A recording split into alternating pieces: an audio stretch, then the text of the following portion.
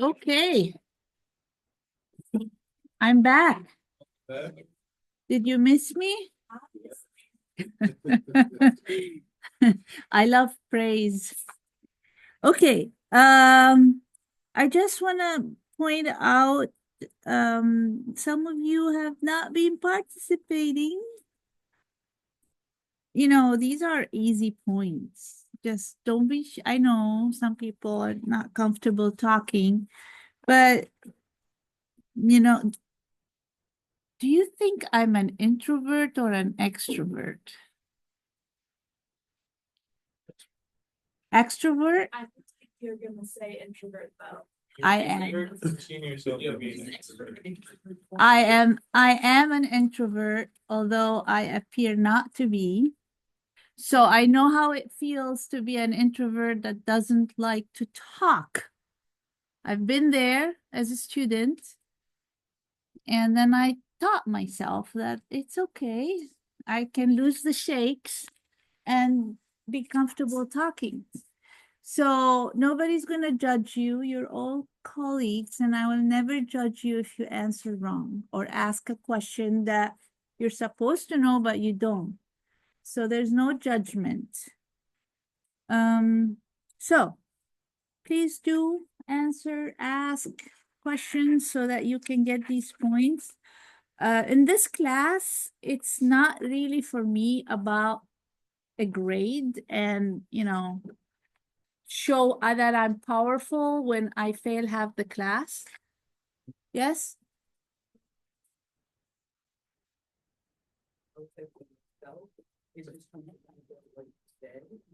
At the time, but I feel like it's a lot of stuff.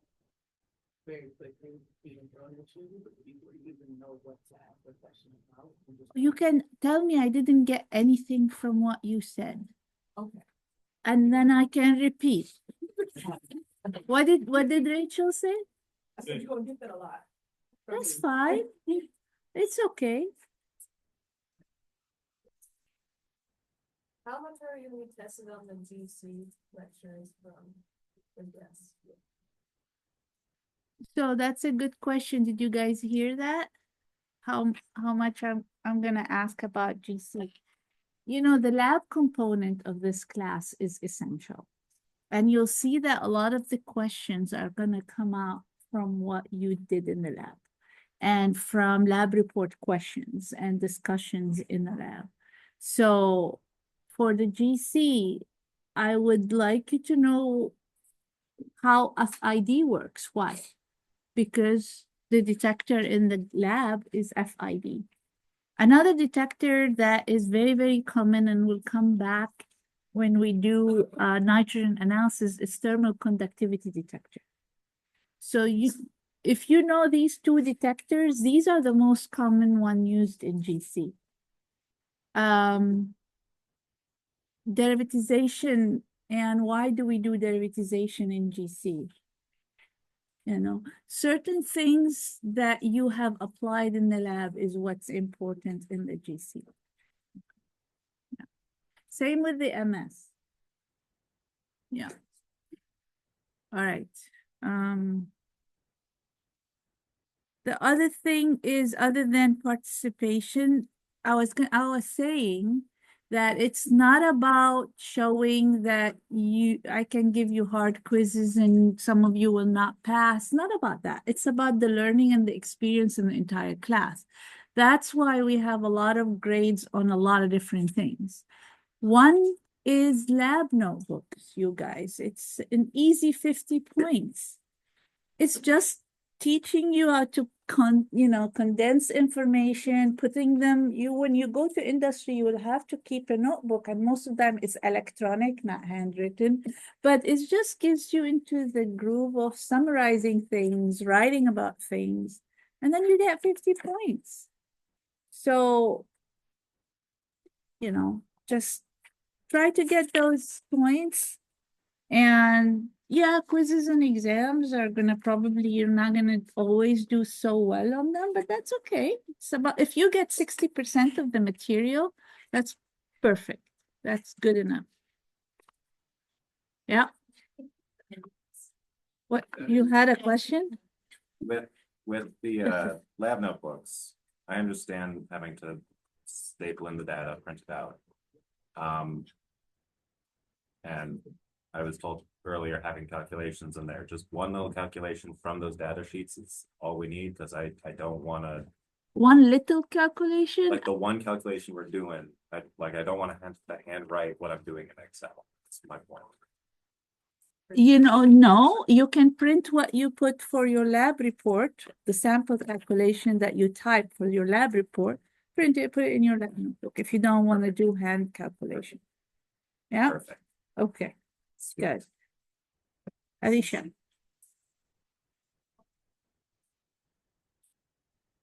You can ask, just ask. I mean, you can ask, it's okay. You can ask, and even if you completed your points, we keep going.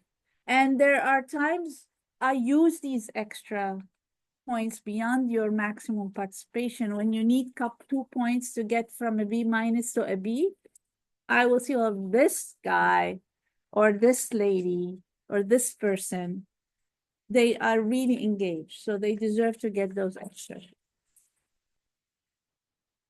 Okay.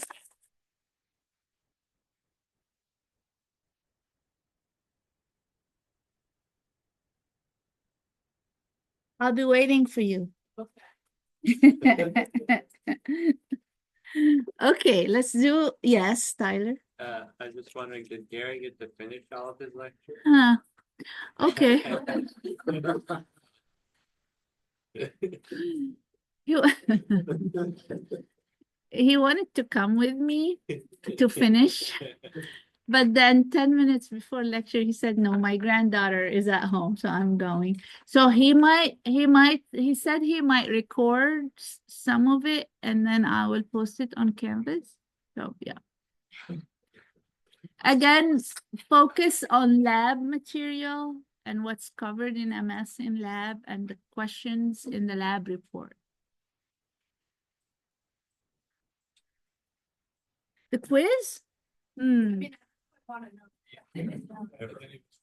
So I'm waiting that everybody took the quiz. There are a couple of people that were not done with the quiz. So once I have everybody, it usually takes a week.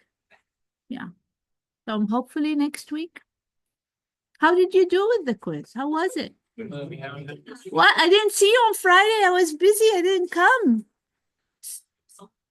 It was something? You know what, that's It was a quiz. We all really tried. That's what's important. I thought it was easy. I removed I removed the whole question. There were 4 questions. I deleted one. I think a lot of us are worried that we weren't specific. Wasn't specific enough. We weren't specific. It's been like I was looking at the key behind. It was very much like, oh, that's the kind of detail you're expecting. It's okay. No, the key is more detailed than what I would expect. We try to cover all basics when we provide a key. But Sharu is going to grade, right? And I will wait, no pressure on her, but I will review them before giving them back to you. So. I made the quiz, so I'm not the bad guy. What do you mean? I'm the bad guy? I make the quiz, I'm not bad. Okay. Did you know that all of the statements were true? Oh. No.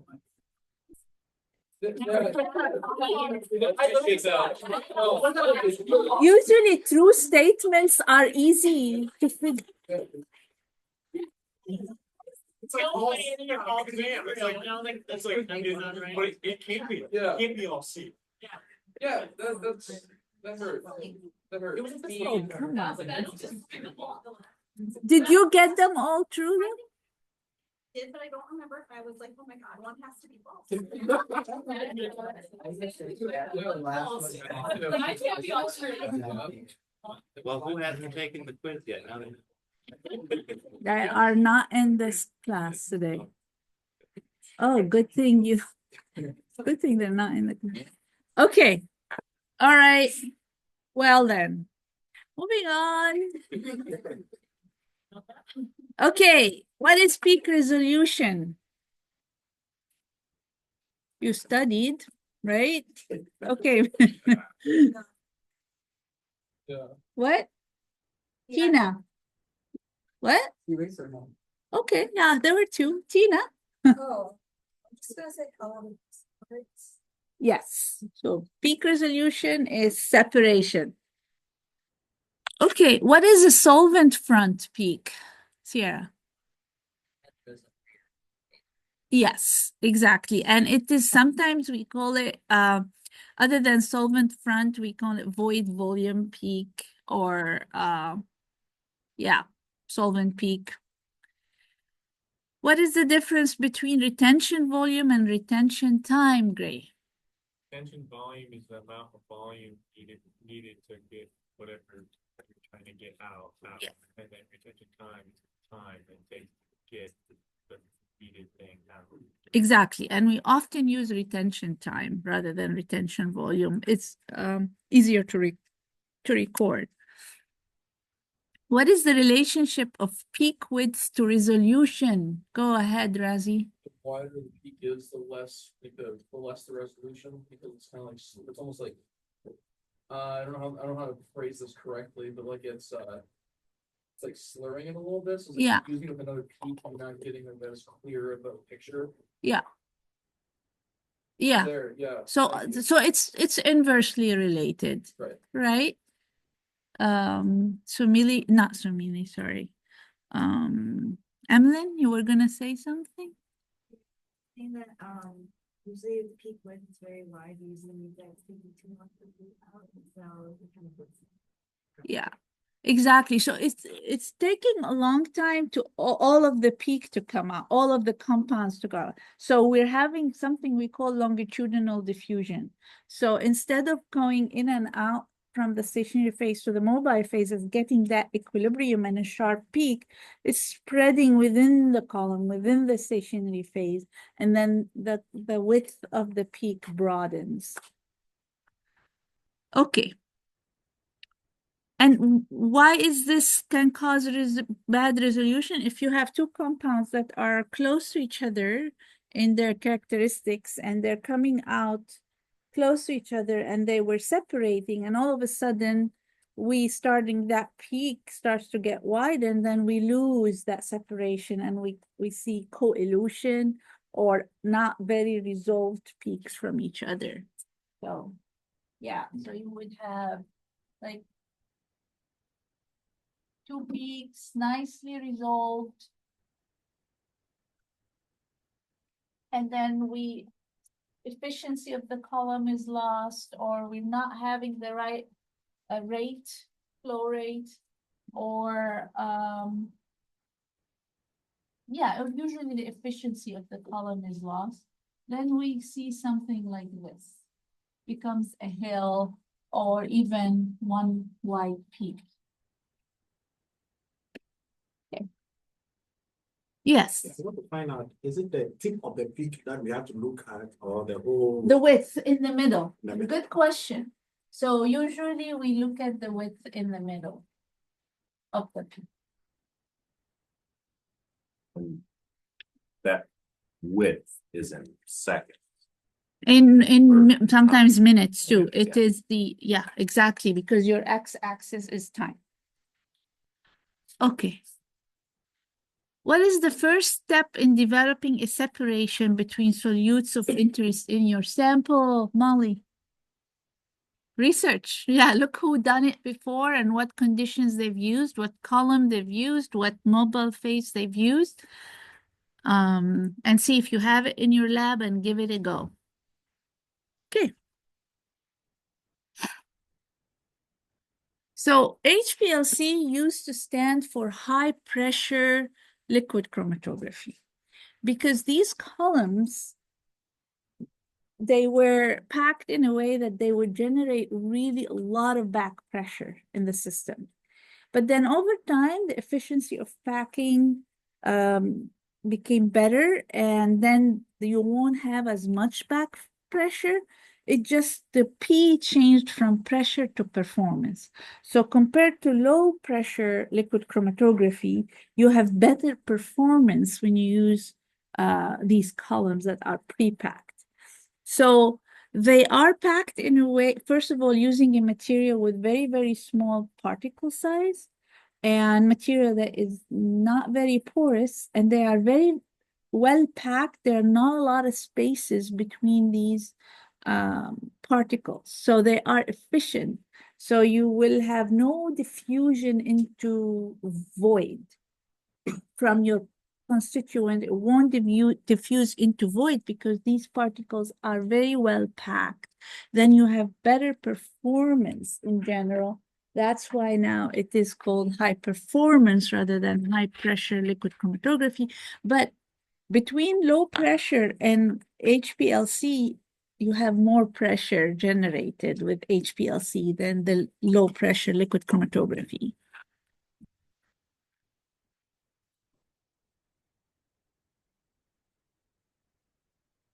How we doing? Okay. So if we compare to the traditional low pressure liquid chromatography, when you have those big columns that we pack, and if we want to look at how HPLC differ than traditional, it's speed. So your analysis time usually is much shorter. Sometimes your analysis time is 10 minutes. It can be 10 minutes to 60 minutes. Anything above 60 minutes is really long analysis time for HPLC. So you have speed, you have very sharp peak. Usually with low pressure, so low pressure liquid chromatography versus HPLC. The peaks in low pressure, they are really wide, like hills, more like. But in HPLC, if you have good efficient column, you have really nice sharp peaks.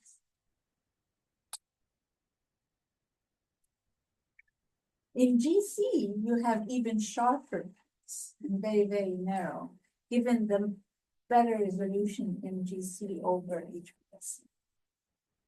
Shorter equilibrium time. So reusable columns. So these guys, in low pressure HPLC, we pack a column, and sometimes after a few injections, we have to empty and pack again. Sometimes we have to just throw away the media and bring fresh media. With these columns, this is the column you use for caffeine. It's a C18 column, it's pre-packed. Now, it doesn't live forever.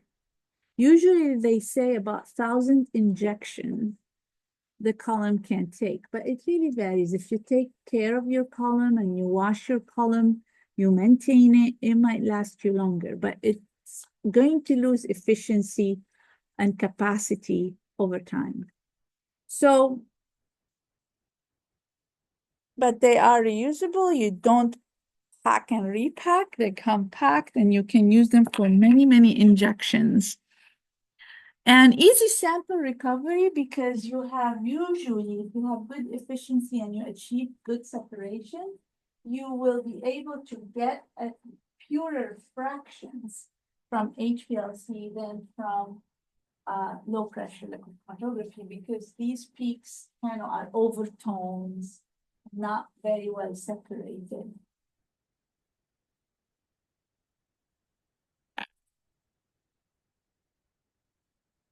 Yeah. We do ever, low pressure. Yeah, we do use it quite a bit. So when do we use low pressure liquid chromatography? So let's say a very common one we use in the lab is hydrophobic interaction chromatography in low pressure. So if I want to I have protein mixed with carbohydrate. I really don't want to fractionate the protein. I want to collect all the protein components in the sample, and I want to separate them from carbohydrate. Using low pressure liquid chromatography can separate these two very well because there is carbohydrate, they're not supposed to interact with your column via hydrophobic interaction, so they come out first, and then you collect all the proteins. In this case, low pressure liquid chromatography, you're using it as a fractionation method, as a purification method. So you will get much more sample out because you can use big columns that you pack and inject more sample and collect more fractions. In HPLC, you're usually working with microliters kind of volume. Sometimes you inject 20 microliters. If you're lucky, you can inject 200 microliters of sample and the concentration is low. So it takes a long time to collect samples if you're using high pressure, right, Nigel? How long does it take you to collect sample for proteomics? Like 30 minutes, I hold on. One, but how many injections do you need? A lot. Like, can you put things in perspective? How many weeks it took you to get a little bit of sample? I've done like 80 or 8? Eight. 8. And you needed only like teensy bit micrograms of sample for 5 nanograms of protein. 5 nanograms of sample. Yeah. Perseverance. Okay, so this YouTube, I sent it to you a couple of times already in the email, and it's on Canvas. You please watch it. It's really cool with a British accent. Who watched it? Oh, please. Nobody watched it? At least you're honest. I will tonight. Huh? You want to watch it now? Let's watch it.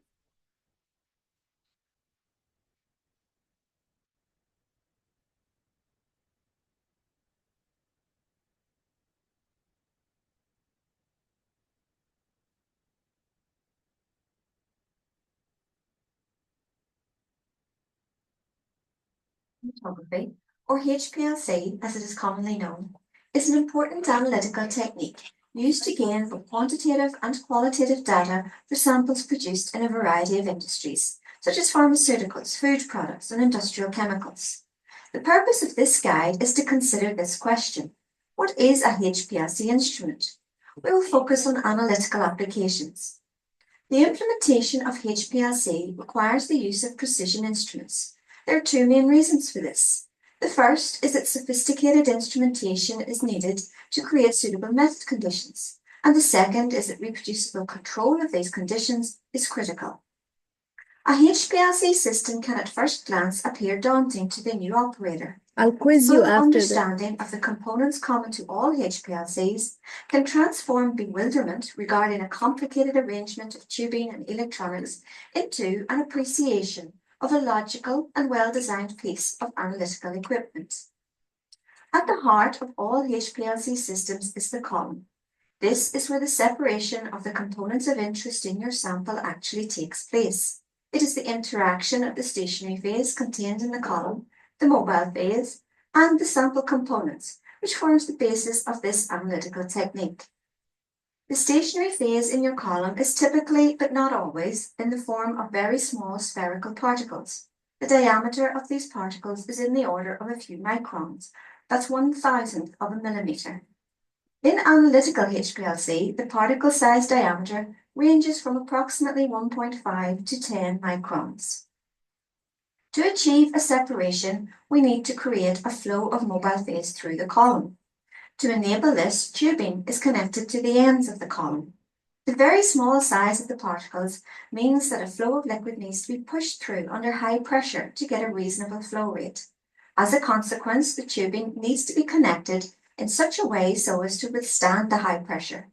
This is achieved by the use of compression fittings. These fittings screw securely into the ends of the column to create a leak-free connection. So far, we have a HPLC column connected by tubing and compression fittings to the mobile phase reservoir. We will add a vessel to collect the waste at the other end of the column. To keep the mobile phase moving through the column at a steady flow rate under pressure, we need to introduce a pump in the flow path. This instrument is designed to draw the mobile phase from its reservoir and deliver it to the column at the required flow rate. Now we have a flow of mobile phase through our stationary phase, but we need a way to introduce the sample for analysis. For this, an injector is required. This instrument is designed to inject a small aliquot of sample, typically in the order of a few microliters, into the flow path of the mobile phase prior to the column. It has to do this without altering or stopping the flow of the mobile phase, and thus maintaining the system pressure.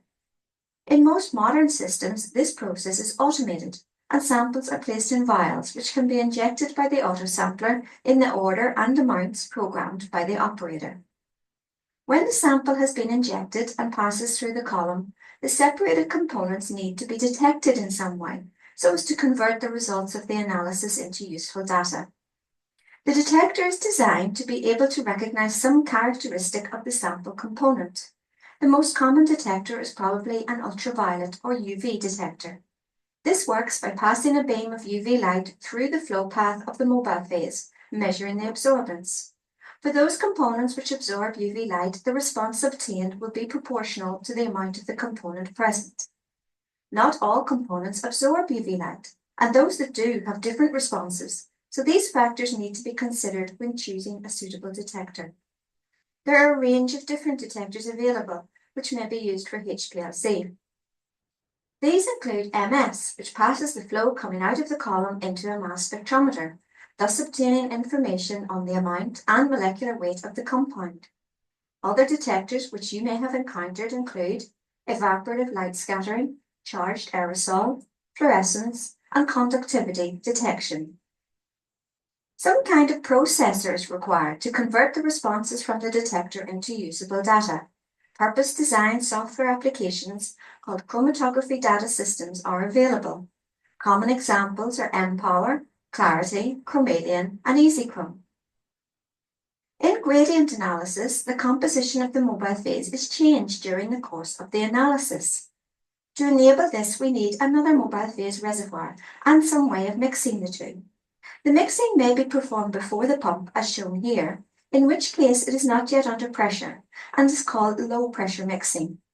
Or the mixing may be performed after the mobile phase flows through the pump, in which case it is under pressure and two pumps will be required. Systems which use high pressure mixing are often referred to as binary systems, since two pumps are needed. In practice, low pressure mixing with a proportioning valve before a single pump is most commonly used. Another instrument which is typically included in a HPLC system is a vacuum degasser, since all air needs to be removed from the mobile phase for optimum performance. Temperature is an important method parameter which needs to be controlled in HPLC analysis. For this reason, the column is often housed in a compartment which can be temperature controlled. Many HPLC systems have the capability to mix 4 mobile phases. These are known as quaternary systems. So what happens during an analysis? The mobile phase is flowing through the system from the mobile phase reservoir to waste.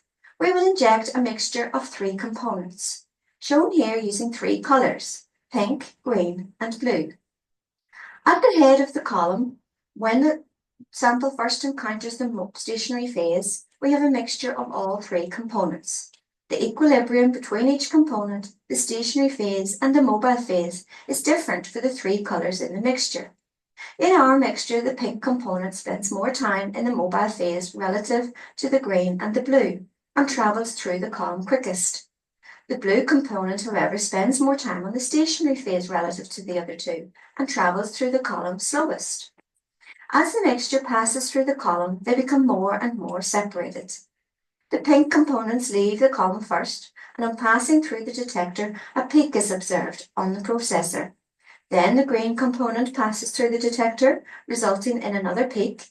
And finally, the blue component passes through and has a corresponding peak.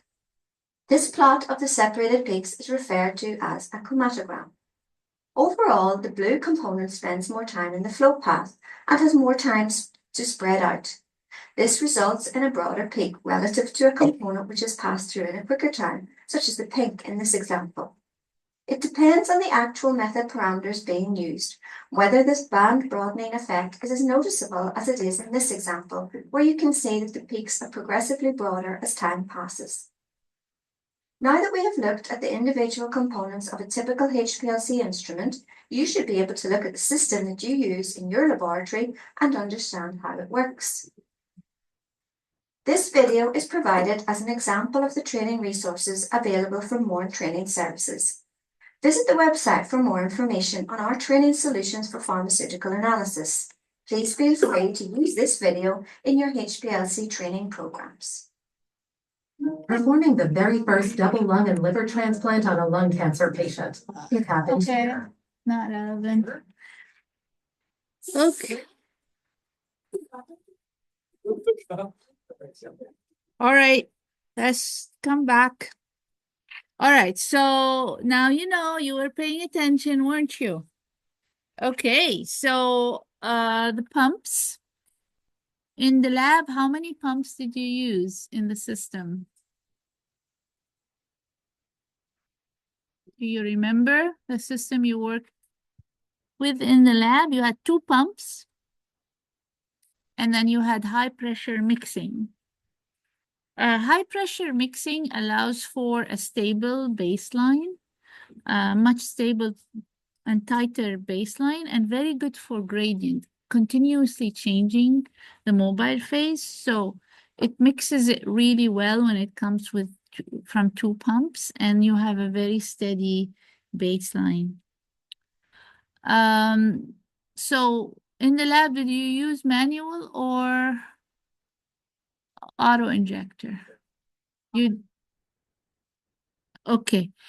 Did Nigel explain why do we have a manual injector in the lab? Why?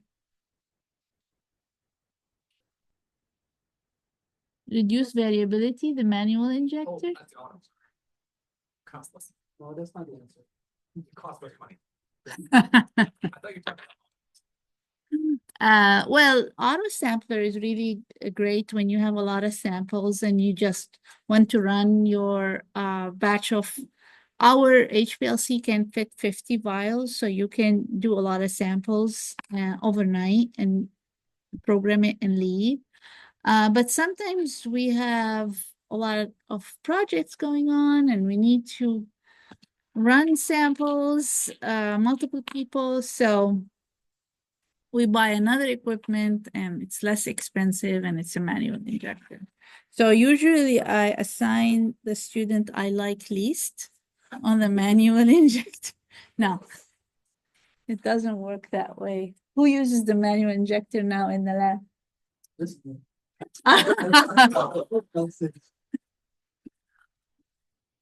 I really like Nigel though.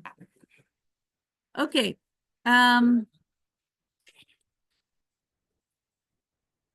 But I didn't know that he was the one using the manual injector. Okay, and then it is efficient to have a auto sampler, but it's usually expensive. But also another feature that we can buy with the HPLC is a cooler that cools the tray, so that if you have any compounds that might degrade over time and you have 50 samples to run, it's good to turn on the cooler and make sure that the samples are stable over the period of time you are injecting them, especially antioxidants. So the cooler is blowing cold air into where the samples are being held. Yeah, so the compartment, I don't think there is a cooler in this one, but the one we have in the lab, we have a cooler underneath the tray, and then you turn it on, you say 4 degrees, 6 degrees, and then it keeps them cool. Cool. All right, so HPLC columns are usually stainless steel and they come in so many different sizes. So you have those, the standard size that you use in the lab, and you have the bigger ones that you can use them as semi-analytical. That means you really want to get fractions, collect fractions for other analyses. So you want to inject more, and you have already purified the sample somehow. So you don't have a lot of peaks that are close to each other. So you can inject more, have good resolution, and collect samples. So bigger, thicker columns like that usually have less resolution power than narrow columns. Because narrow columns, you have less stationary material or phase, and you can reach equilibrium faster. So you have really nice, sharper peaks. Wider columns like that have less resolution. But if you already have a pure sample and you just want to collect and separate it from other impurities, you can use the bigger column. Now, the other column, okay, I'll talk about that later. But in lab, you probably also saw and talked about guard column, right? Do you remember? So it's really, it depends on the column you use. It can be really tiny with stationary phase in a really tiny space. All of this here is an adapter. So your pre-column or guard column is right here, just a teeny tiny compartment with a little bit of stationary phase in there, similar to the stationary phase in your actual column. So it's guarding the column from impurity that otherwise will bind strongly to your column and reduce resolution, binding capacity, and mess up your analysis, basically. So the guard columns, usually we try to change them more often. Sometimes the systems gives you high pressure. You would say, okay, probably I reached capacity of my guard column. Then I would change and put another guard column, or clean the guard column if you can retrieve it back to normal. But usually what binds to the guard column are very, very compounds, impurities that might bind very strongly and not come out by washing. So it's protecting the column from any impurities in your sample. Okay. Now, there you can have also tiny columns. Look at this column. We call this, it can be micro column or capillary column. I'm not sure if this is micro or capillary. Basically, the micro column has very small diameter. So it can be as small as 0.5 or less than 0.5 here. The micro columns are less than 0.5 millimeter in diameter. And there could be capillary column. That means only hollow, and you have a very thin stationary phase on the surface inside of the column. So the capillary columns allow for really, really good resolution because you have very, very small amount of stationary phase, so you can reach equilibrium fast, get really sharp peaks. The only caveat is you can only load very, very small amount of sample. So for example, 1 to 5 microliter of samples. So, and the whole column can be only 120 microliters total volume. But they're very efficient, and they're often used with mass spec for detection and identification, but they are used for other applications as well. Mm-hmm. So the guard column, on the video, they said there's like a pressure valve. Is that before or after the guard column? Pressure valve. You have the column, and I mentioned like 2 ends of a pressure converter. I don't remember. Probably I wasn't paying attention. But there is a pressure gauge that records the pressure. And if you have high pressure, there might be something blocking your tubes, or your column is blocked.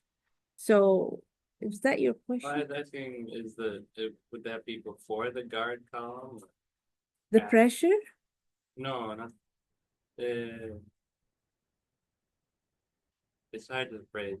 They had something to stop the pressure from like damaging the column? Oh, you have a system that can turn off your whole HPLC if the pressure exceeds a certain amount. And then every system has a maximum pressure load. So before any damage happened to your column or to your system, you would program it that if the pressure you reach 1500 psi, the system will shut off. Yeah, but I don't know where that gauge is located. Do you know? Maybe all. Yeah. So there may be sensors. Yeah. Okay. So the advantages of using smaller diameter columns include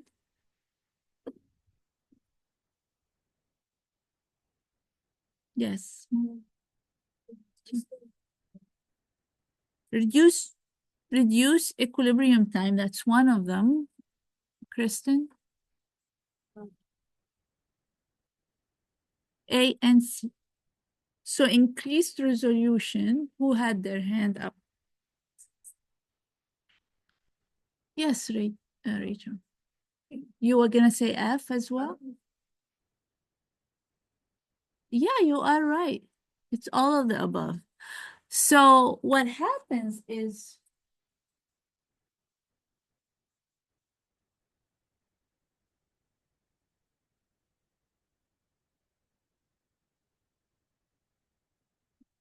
so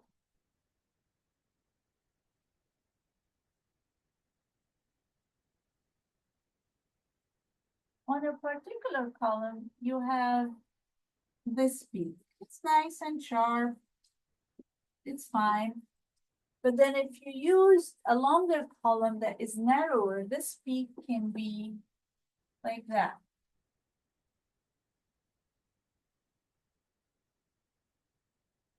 So it's now has a higher kind of signal than this. So the height is higher. But if I want to take the area, it will be the same.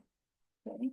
It's just the height is higher and the sensitivity is increased so much. At the same concentration, now I'm able to detect a higher absorption and U value, for example, if I'm measuring absorption, than here.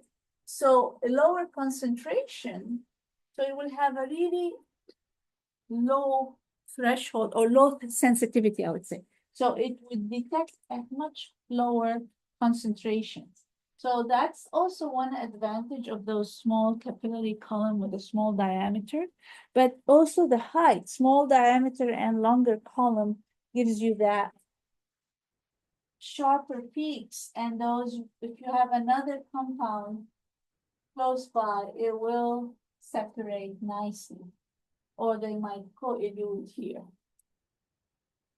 So higher height, better sensitivity, better resolution.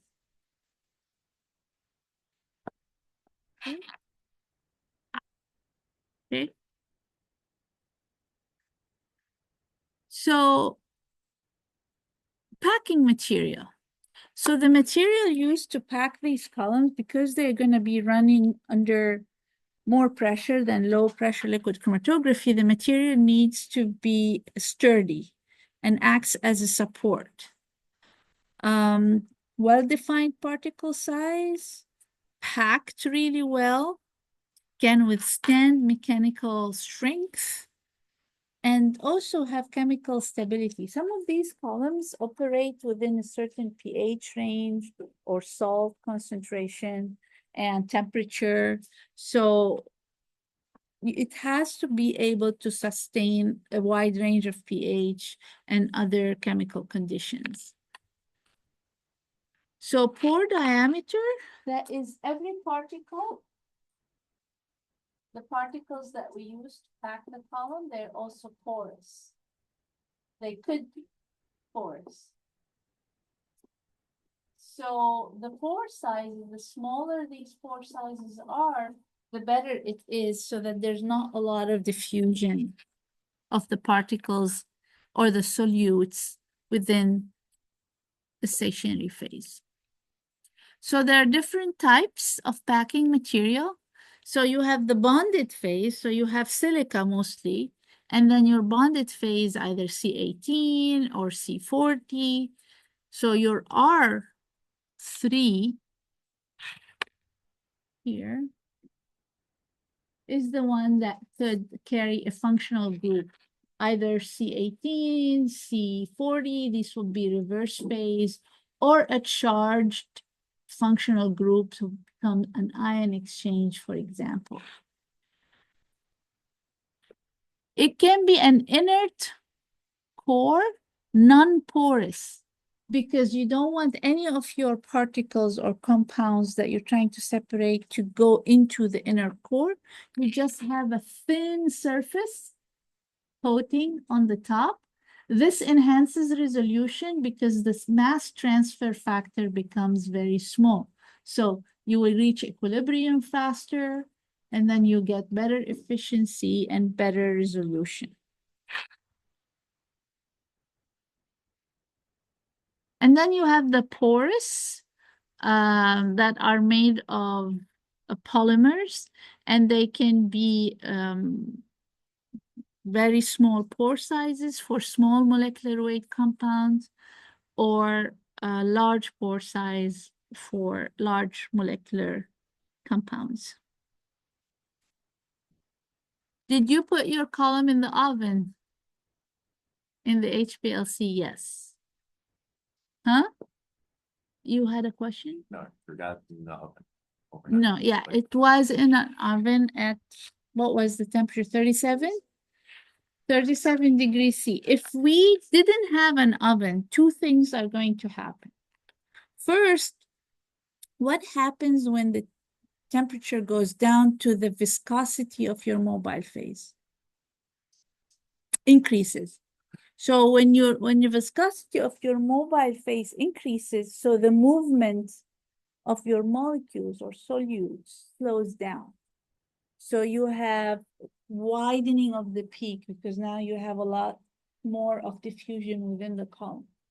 So increasing the temperature ever so slightly enhance movement, reduces viscosity, enhance thermodynamic. You reach equilibrium faster, you have better resolution, sharper peaks, enhance sensitivity as well in the process.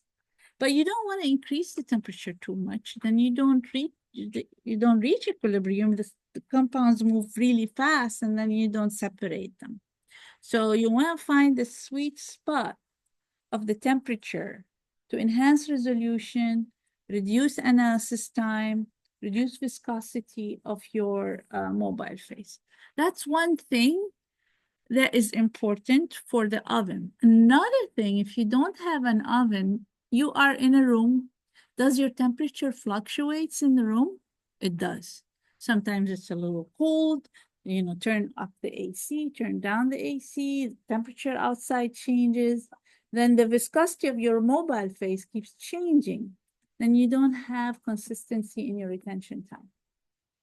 Every time you run your sample, you have shifts in the retention time.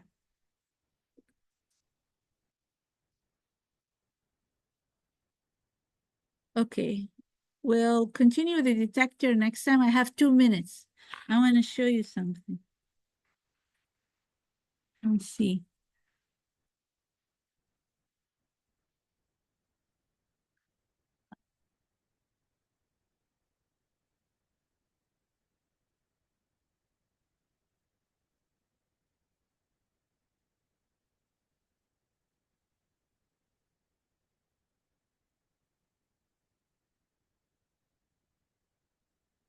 That's Camilla. Happy Halloween, everyone.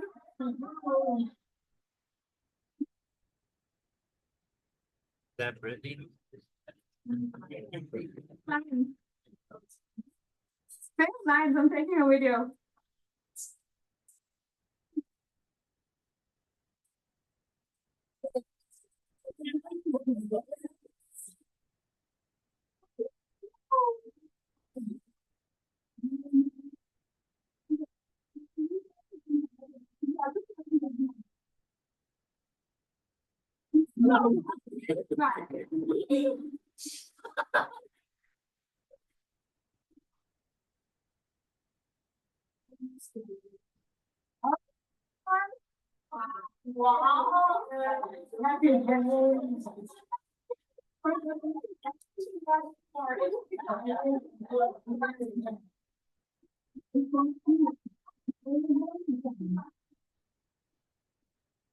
Not yet.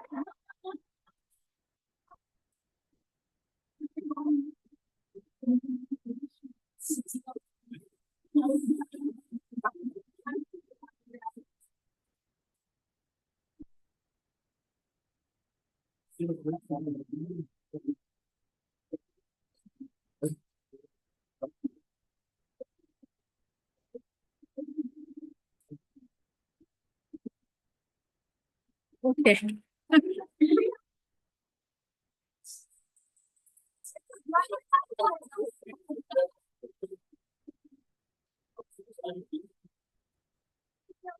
Okay, it gets bad from here.